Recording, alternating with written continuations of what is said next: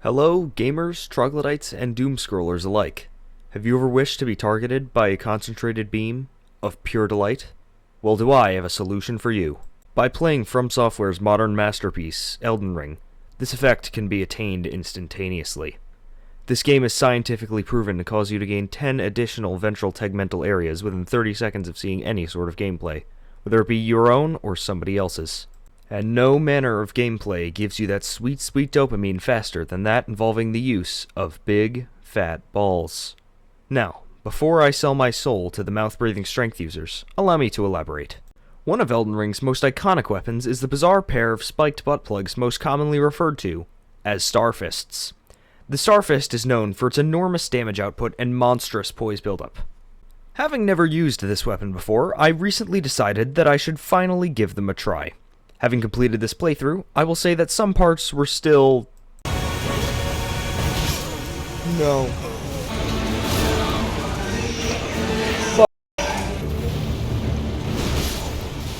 What? Mildly challenging? So, with the end of this long, meandering opening, I ask the question.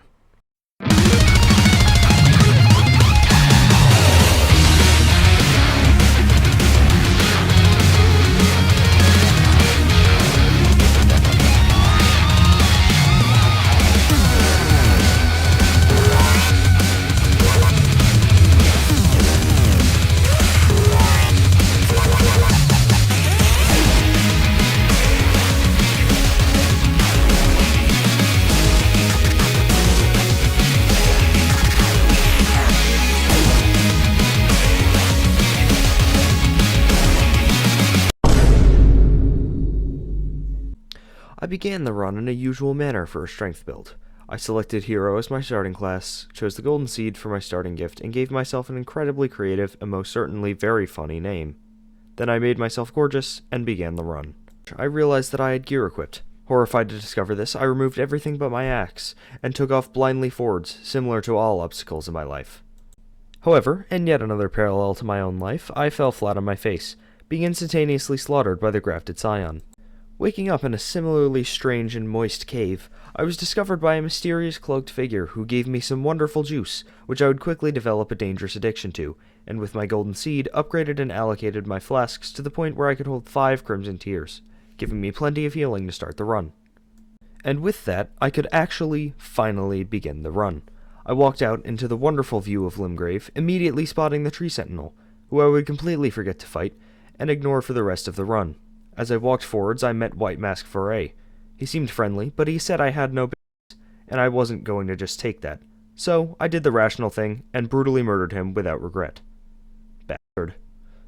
After dealing with that horrible man, who was the only one in the wrong, with no one else doing anything morally questionable, I continued on to the Church of I continued on to the Church of Bullshit Name, where I met someone much nicer. Santa Claus. I spoke to him, and he gave me smithing stones, a gift I much appreciated. To test them out, I went into a cave, and was greeted by a wonderfully unique boss, and made my way to the opening of Stormvale Castle. Upon getting there, I met a nice, oddly familiar lady who offered to help me prove that horrible Vare wrong. I accepted, and she gave me a fancy ring, and a wondrous beast to ride upon. I rode off on my beast, and the collection begins. Let's speedrun this shit. Grabbing the map and a good ash of war, and made my way to Kenneth Height. Hope nothing bad happens to him. I grabbed the physic flask and a sacred tear, then the spiked crack tear because I love tears. They're delicious. I went to Fort Height, grabbed a golden seed and the medallion half, then made my way to the Weeping Peninsula. The peninsula, as usual, was boring, so I grabbed a golden seed and some sacred tears. Stopping by Limgrave again on my way to the next area, I grabbed the axe talisman, a golden seed, a new friend, and the golden vow ash of war. Continuing on, I made my way to everyone's least favorite nuclear wasteland. I was attacked, then taken to the Round Table Hold, so I said hello to Hugh and made my way back to the land of testicular torsion. While here, I grabbed Flame Grant Me Strength, a Golden Seed, and Cragblade, the main Ash of War I'll be using for this run. I then headed to the opposite side of the Elden Ring Arid Nexus, heading to Fort Faroth, and getting the other medallion half. I took a quick detour into Celia, collecting a Golden Seed and a Sacred Tear, but ignoring Millicent for now. Now that it was time to go to the next region, I realized I had forgotten Patches, so I fought him in order to properly forget to collect Margith's Shackle. Then I went to Liurnia, grabbing a sacred tear, a small lantern, a larval tear, and half of the Halig Tree medallion. Here I took a quick detour to ask Blackguard if he liked Huey Lewis in the News, in order to get the iron ball. I headed to the main gate, grabbing a golden seed and the academy key, then went to Bellum Highway, where I grabbed another 2 sacred tears and used the medallion to go to the Altus Plateau. We won't do much here for now, but we can get 2 more golden seeds and sacred tears, so that's helpful. Finally, I headed to Volcano Manor, getting killed by geysers, grabbing another golden seed and ignoring the magma worm, before grabbing another golden seed and the golden vow incantation. I then entered the Volcano Manor just to open it up, and that ends the collection speedrun. It was finally time to progress the story after collecting 1 more golden seed. Anyway, a homeless man got in my way, so I killed him mercilessly. The castle finally awaits. When I arrived at Stormville, I didn't want to take the longer path, so, like a normal person, I went through the main gate. I was hit by a ballista. However, there was a golden seed, so it wasn't all bad. Before fighting Godric, I realized that amidst my speedrun, I had forgotten something. So I headed back to Limgrave quickly and collected the Strength Knot Crystal Tear.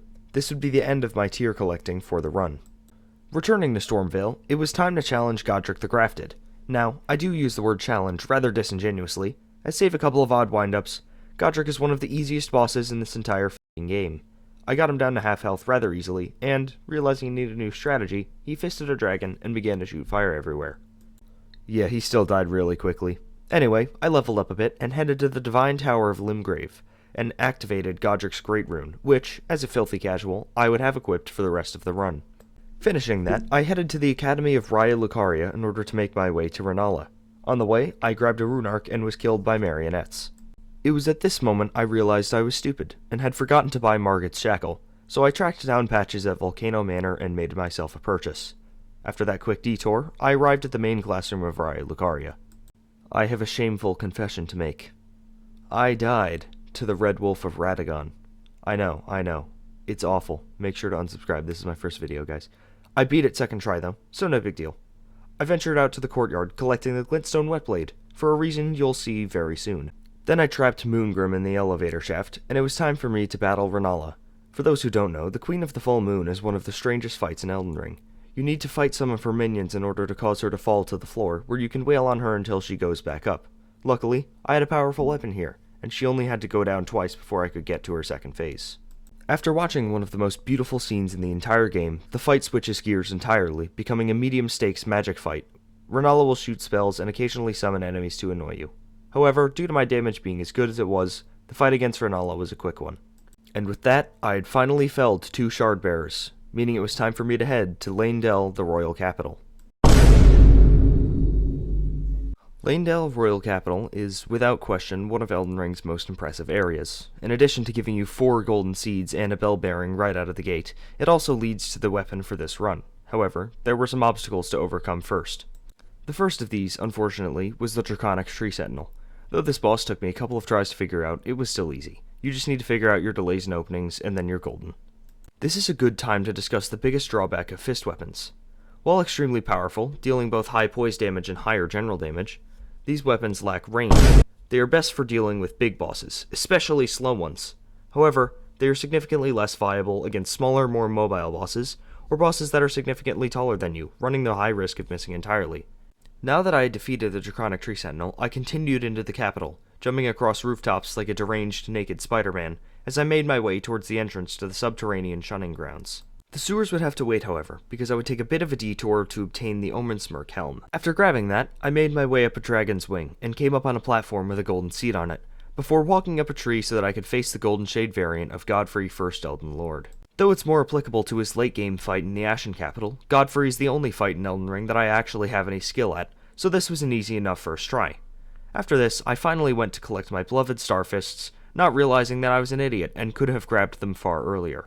However, I had them either way, so I went to grab the bell bearing from the Raya Lucaria Crystal Tunnel and upgraded them to plus 13, as well as granting them a frost affinity thanks to the Glintstone Whetblade. After this, I finally entered the royal capital's sewers, gathering some smithing stones, Moog's Shackle, and the Lord of Blood's Exaltation, a talisman that would soon prove to be completely useless. Now that all of that was done, it was time to venture to the Erdtree and claim the Elden Throne, finishing the game. However, to my surprise and dismay, I was greeted by that same homeless man that I disrespected all too long ago. Luckily, Morgott wasn't all that challenging, and I beat him in just a couple of tries, overpowering his magic with the power of poise damage, frost buildup, and shitty fisting jokes. I walked up to the Erdtree, only to realize that the entrance was covered by thorns. In order to get around this, Melina gave me a new medallion, and told me to go on a snowy adventure. However, I couldn't just yet. I had to do Millicent's quest. So, I ventured back to Caelid, humiliated Commander O'Neill, mashed through a lot of dialogue, grabbed the prosthetic from the shaded castle, and gave it to Millicent. Next, I went to that one place that looks like the movie Midsummer, and defeated a Godskin apostle, moving Millicent there. However, my finger tragically slipped, killing her instantly. In death, she was gracious enough to give me her talisman, which would be equipped for the rest of the run, in memorial to the person I mercilessly killed because I was bored of doing her quest. To test the potency of this talisman, I went back to Caelid once again to battle Starscourge Radahn, a boss that most certainly never returns and is certainly never Michelested. I died to him a couple of times due to my own skill issue, but quickly came out on top due to my pure damage. And now that all of that was out of the way, it was time to fight my favorite Sekiro boss, the Great Serpent. Wait, what? After defeating Radahn, I made my way back to the Volcano Manor, opening the door, going through the illusory wall, and venturing outside. I progressed through the town, passing those snake men from Ninjago, and numerous groups of Albinaurics. Passing a Black Flame monk, I raised the bridge, opened the shortcut, and challenged the Godskin noble. I'm not going to sit here and pretend this is a hard boss. I died once, but still killed him easily. Really easily. With that done, I continued up the mountain, passing even more snake men, and entering a portal, taking me to a gross and wet cave with nothing but a site of grace and a fog wall. One way to go, I suppose. He turns himself into a pickle. Funniest shit I've ever seen. Entering the opening, I picked up the Serpent Hunter Spear and challenged the God-devouring serpent. I f***ing despise this boss. I despise how much health he has, I despise the visual pollution, and I despise that f***ing head slam and sword slam that I swear to God are undodgeable. He looks kinda cool though, so I'll give him a very mild pass. Anyway, after about 30 minutes of pain at the unsettlingly many hands of Rykard, I claimed my victory. While this provides a similar feeling of euphoria to skull sniping someone with a tomahawk in Red Dead Redemption 2, this fight burns me out so deeply that I had to take a break. Returning from that break, I ventured back to Liurnia, entering Caria Manor, running past everything, collecting a golden seed and annihilating Loretta because...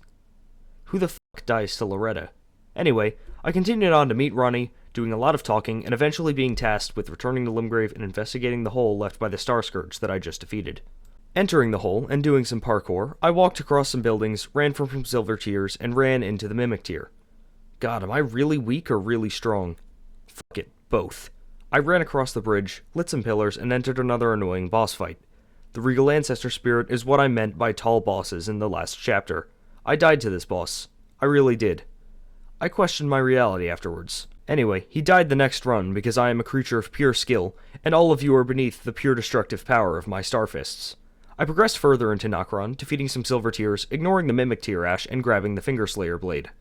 Going back to Liurnia, I took the portal to Noxtella, ignoring everything, grabbing a golden seed, and running to everybody's favorite area in the game. The Lake of Rot is lame, but quick. I spent a couple of flasks running through, eventually going to the Grand Cloister. I was hoping that Estelle would provide a more significant challenge than he does on my usual playthroughs, but I was severely disappointed. First try, easily. With all of that extra stuff done, it was finally time to head to one of my favorite areas in the game, the mountaintops of the Giants. Upon completing everything I could until this point, I ventured back to Leyndell in order to activate the lift to the Giant's Forge. Going up the lift, I ventured through the Forbidden Lands, grabbing a golden seed, and eventually arriving at the mountaintops of the Giants. Here, I killed Shabriri, grabbed the bell bearing and a golden seed, and arrived on the frozen lake. Running past the dragon, I came across another sacred tier and some dogs that should have been left back in Caelid. Arriving in the east section of the mountaintops, I killed an invader, grabbing the final sacred tier, and backtracking a bit in order to kill Kenneth Height and an ulcerated tree spirit to get another flask level. It was then that I finally returned to the mountaintops, entering Castle Sol. This area isn't too hard. You can mostly run past everything and arrive at the boss fight at the end. Commander Nile tends to be annoying, but in the end is only a mild stumble in the beautiful flow of a run. He will spawn 2 knights, which are undoubtedly the most difficult aspect of this fight, providing more of a challenge than Nile himself. Luckily for me, the Starfists can kill these knights in 2 hits, and some of Nile's moves have enormous punish windows, so this boss only took a couple of tries. With Nile defeated, I could grab the second half of the Halig Tree Medallion, unlocking the consecrated snowfield. Before I went there, however, there was one more rather large thing I had to do here. You might even say it was a giant problem. You might say that the final obstacle was the boss known as the Fire Giant. This fight was surprisingly easy. With the amount of damage they do, the Starfist can break his bonds very quickly, opening up his first phase weak spots very easily, and allowing for me to take out large chunks of damage. With the addition of the huge chunk off of his health bar in the beginning of the second phase, this fight was simple. I died a couple of times, but they were purely out of my own greed, and I take the complete blame for them. I mean, lag. Yeah. After the Fire Giant was dealt with, I made my way back to the Grand Lift of Rold, opening up the secret path to the Halig Tree. And, of course, since I'm a bad player, I ran past everything, eventually collecting a golden seed and arriving in Ordina, the liturgical town.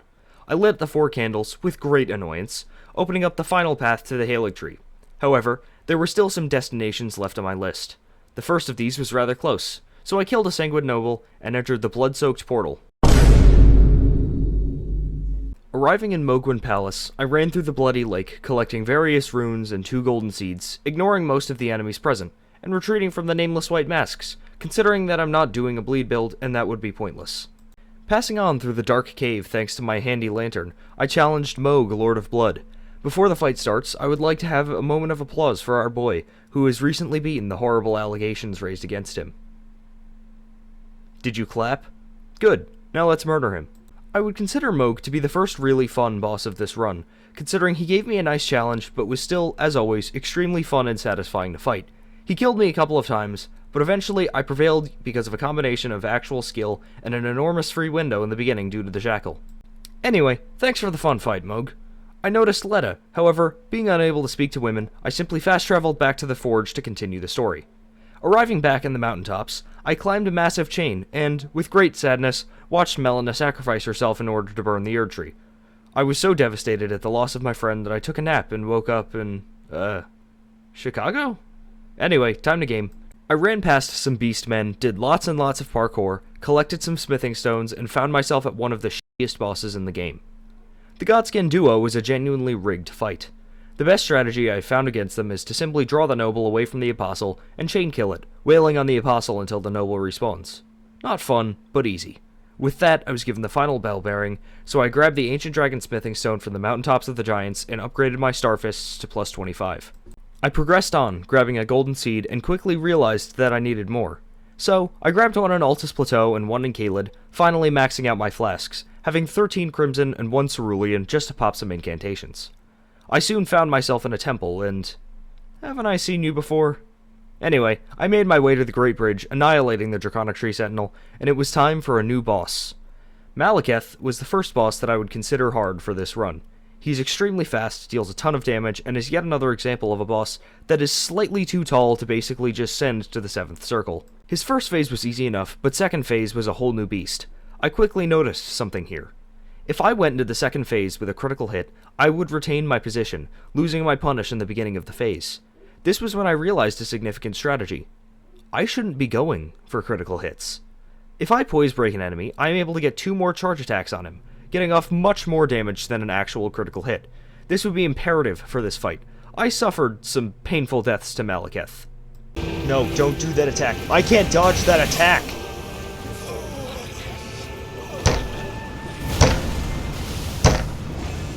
But after about 45 minutes, I eventually came out on top without any stress whatsoever. If I die here, I'm gonna eat my hand. And with the end of Malekith, the Rune of Death was unbound, and I entered the final stretch of the base game. After unbinding the Rune of Death, I woke up from a sick hangover, realizing that I most certainly did something last night. I walked up the ashes for what seemed like hours, and finally crossed paths with Gideon, the All-Knowing. This fight genuinely took 6 seconds. I'm powerful now. Walking up an ashen tree, I arrived at a real boss. Remember when I said I'm good at this boss fight? Yeah, I'm good at this boss fight. I took a couple of tries to figure out my windows, but ended up getting a kill on him that I was very happy with. So, here it is.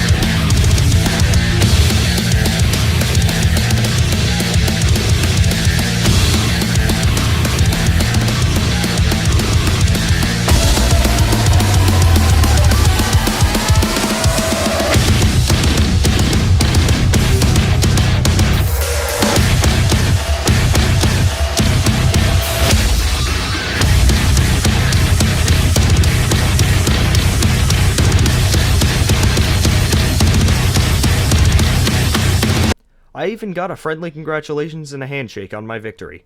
After defeating Godfrey, I was finally able to claim the Elden Throne after just a little bit more side content. I went back to Farum Azula, traveling back in time to Dragon Lord Plagiasax. You know, that boss that looks like the dragon on that one Goatwhore album cover? He's tough. Admittedly, I'm not particularly fond of this boss fight, but it's not too hard. I'll be honest, I actually had some fun with this skill. I was able to get a poise break on him, which allows me to throw some enormous damage at one of his heads, putting him into second phase pretty much immediately. Second phase is a little bit harder. However, I eventually beat him, and rather stylishly so. Just kidding, I fucking suck at this fight. Anyway, I beat him and headed to the Divine Tower of Liurnia in order to obtain the Curse Mark of Death. I flipped it upside down, did some parkour, and opened the door. Going across the bridge, I killed the Godskin Noble and went up the elevator to reach the top. I decided to leave Ronnie alone, as it seemed she was having a bad day, so I grabbed the Curse Mark and began making my way to the Deep-Root Depths, easily defeating the underleveled Valiant Gargoyles and riding a coffin to one of the bleakest areas in the game. I ran up some vines, reached a site of grace, and absolutely slaughtered Fia's champions, because I'm in easy mode. Having them defeated, I listened to the painfully long set of dialogue from Fia and battled Lich Dragon Fortisex. He's no challenge at all. Did you think that explanation was lame and far too short? Well, congratulations, you now know exactly what it's like to fight Lich Dragon Fortisex. With all of that cleaned up, it was time to fight the final boss. Radagon was the biggest and best surprise of this run. His fight was so easy that I Exorcist-style projectile vomited it on my PC, having to go to Best Buy and get a new one. I beat up the Elden Beast for a while, running away from a lot of things on torrent, and eventually beat him. The only challenge here is the massive health bar. With all of that done, there was only one more place to go, and I think we all know where that is. Returning to Ardina, I went through the portal and began climbing a tree. This area was actually pretty boring overall, just a lot of running, but some very nice scenery, so you can't really complain, can you? Anyway, I destroyed Loretta again. Now having access to Elfale, I began my journey through, having to evade Cleanrots, Erdtree avatars, and even a Royal Revenant. It was here that I grabbed the Dragon Crest Great Shield Talisman and began making my final trek down to the roots. I do love rot swamps. Yay. Anyway, we're here. Time to give you what you're all looking for.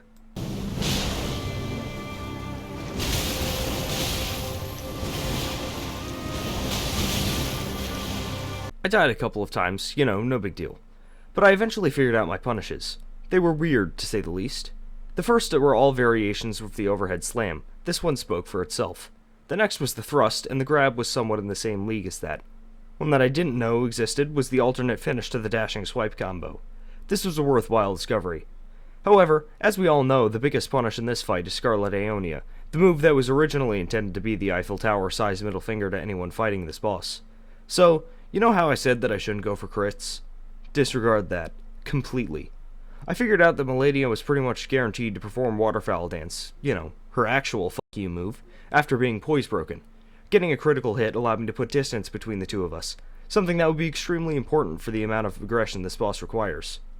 This was without a doubt one of the most satisfying victories of the run, taking a total of about 3 hours to complete. So, with a complete lack of further ado, here was my fight.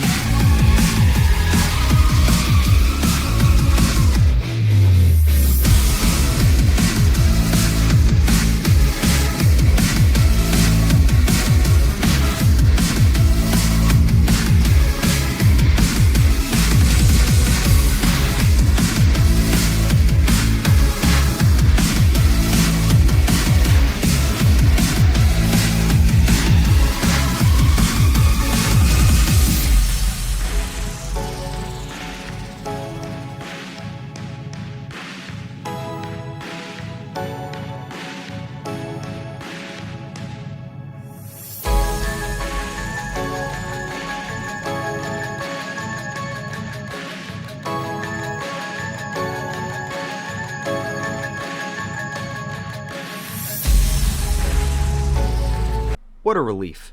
Anyway, time for the DLC. I headed back to Mogwin Palace, finally talking to Letta, and touched the withered arm so that I could watch the absolutely beautiful intro cutscene for the DLC that's been 2 years in the waiting. It's so good that we can't even see it. Masterful game design. I arrived in the gravesite plain, avoiding whatever that f***ing thing was, and talking to various NPCs including Ansbach, my boy. With that, I entered Belurat, the tower settlement, and ran through a lot of things because mobbing is for losers and I'm using a bossing weapon. I died a couple of times and finally arrived at the Divine Beast Dancing Lion, also known as the boss with a just slightly better camera than your average found footage horror film. It was a tough boss fight, but absolutely nothing compared to what I just went through. I went up the elevator, ready to enter Ilin, before realizing that it was covered in thorns. Shit. What is this, the Erd Tree? I figured I'd like its shadow more. Anyway, I headed to Castellensis, an area that's luckily pretty uneventful, aside from some opening gates and running from enemies. Nothing really happens. And now it was time for Rolana. I thought this fight would be extremely difficult, and would take me almost, if not longer, than Millennia. I was wrong. Though one of the scrappiest victories I've ever had, Rolana died in 2 attempts. Shockingly. I ventured into Shadow Altus, grabbing the next and final talisman for the run, breaking Miquella's rune, and going up the elevator. After the elevator stopped, I was blocked by a big annoyance. There's very little to this fight, but it was actually a pretty solid win, so I'm happy enough with it. This finally allowed me to move on to Shadow Keep and take on my favorite boss in this game. I ran past multiple knights in Vulgar Militia, making my way to the Specimen Storehouse. I essentially ran through this area, talking to Ansbach and grabbing the secret right scroll, before running past even more things. Raising the platform on the way to the final level of Shadow Keep, I was finally able to take on Mesmer. I'm a big fan of this boss. I'm okay at fighting him, but not too good unfortunately. That showed hard in this playthrough. In short, my victory was insanely scrappy and deeply unfortunate. I was disappointed in my existence for quite a long time and for the rest of the playthrough. Just, here you go.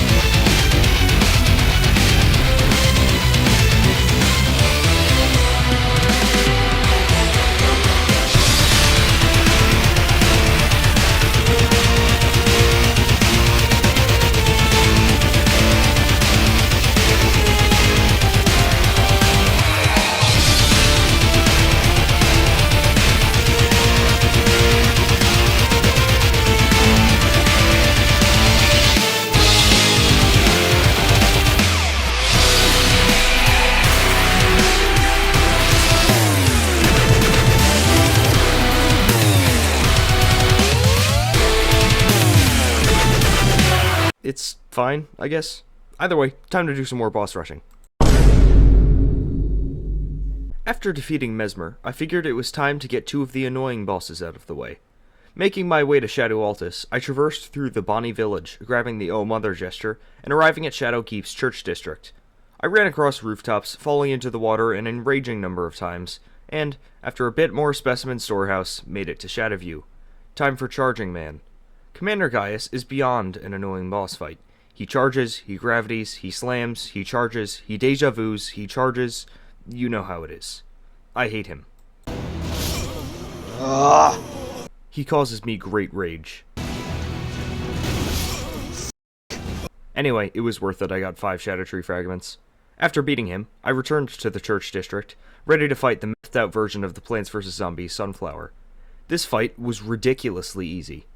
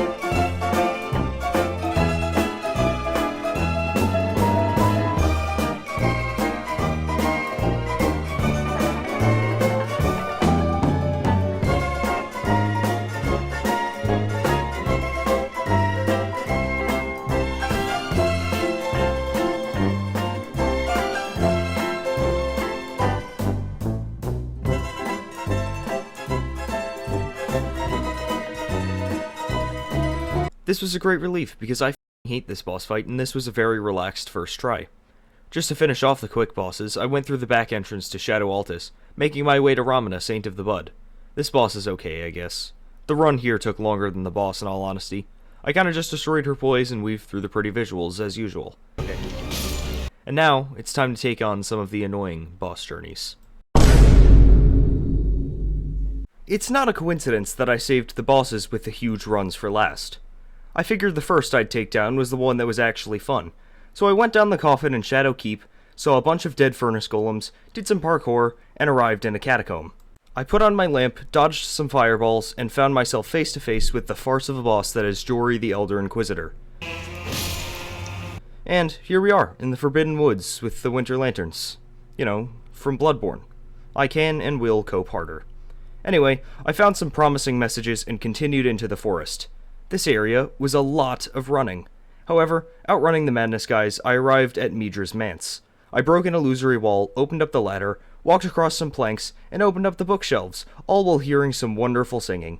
I finally arrived at Midra, a boss that was actually more difficult than I thought it would be, but in a pleasant way. This is always a fun fight. You'll duck, weave, go mildly insane, and dodge some fire. A fun and satisfying victory. So, here we have it.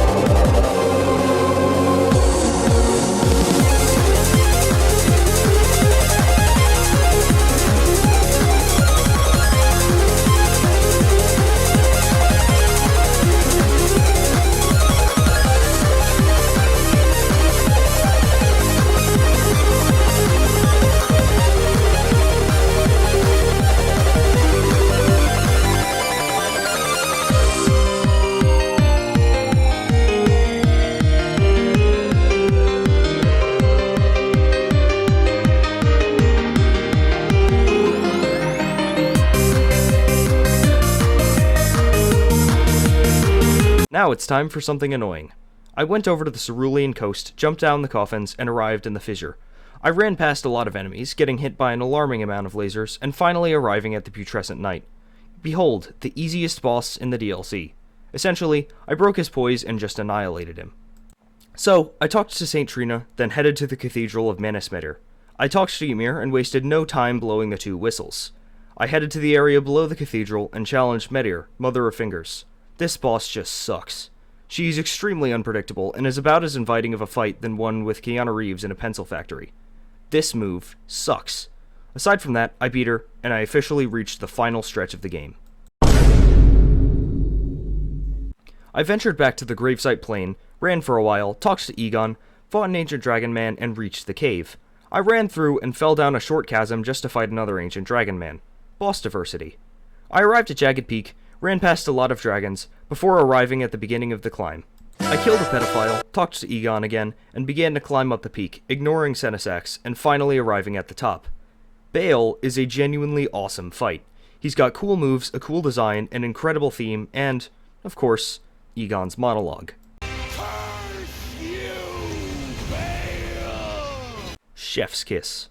I'm not gonna do too much elaboration, I'll just show you the fight, so see for yourself.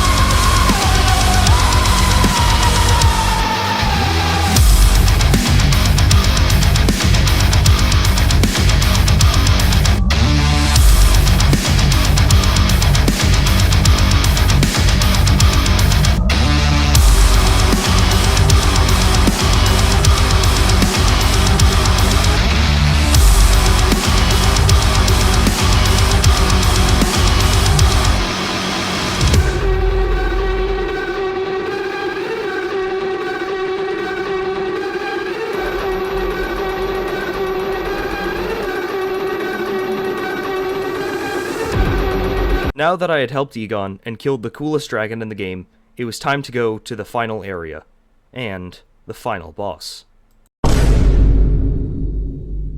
I burned a tree, arrived at Nir Ilan, and absolutely sprinted through. The birds and Divine Beast warriors were annoying. What else is new? I arrived in the huge puddle of sand, teamed up with the realest of real ones Ansbach, and slaughtered Letta and her allies. I talked to Ansbach outside the boss's arena, and he was thrilled for our victory together. Good thing I'm not summoning him. Consort Radahn is hard. Really hard. They gave an early game boss a bigger buff than the DNA in Borderlands 3. This fight was genuinely such a nightmare I had to switch my weapon infusion. Twice. He has a variety of moves I hate, like the Cross Slash, Light of Mikola, and especially the Clone Slam. Fuck the Clone Slam. You see here, all of his hits stagger me, and the final one most likely kills me. If it doesn't, I would either get killed by the beams of light or the immediate combo afterwards. Essentially, this move is Radahn's equivalent of taking out a dick and fucking my run. The cross slash was a frame perfect due to Radahn's terrible hitboxes, so that was annoying too, but I did actually manage to dodge it a couple of times. That was pretty cool. And shocking. The Light of Mikola isn't that tough because it does give an opportunity to heal or refresh Cragblade. However, if I am in the middle of it, it will hit me hard. In general, I think I died at least once to all of his moves. However, one fateful run, all the stars aligned, and this happened.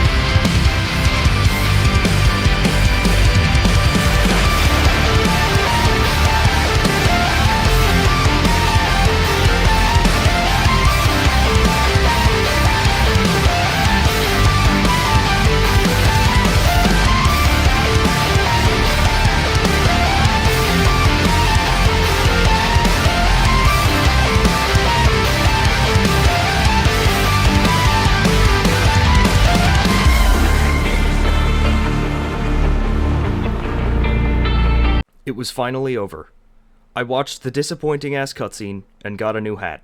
With that done, I finally went back to the royal capital and claimed the throne. Sorry, weird reanimated foxes of the world. Chaos isn't reigning this time. The moral of the story? Elitists, shut your bitch asses up. I'm a consistent bleed builder, and this was the easiest fucking run of Elden Ring I've ever played in my life. Anyway, subscribe. I'm funny sometimes. Bye.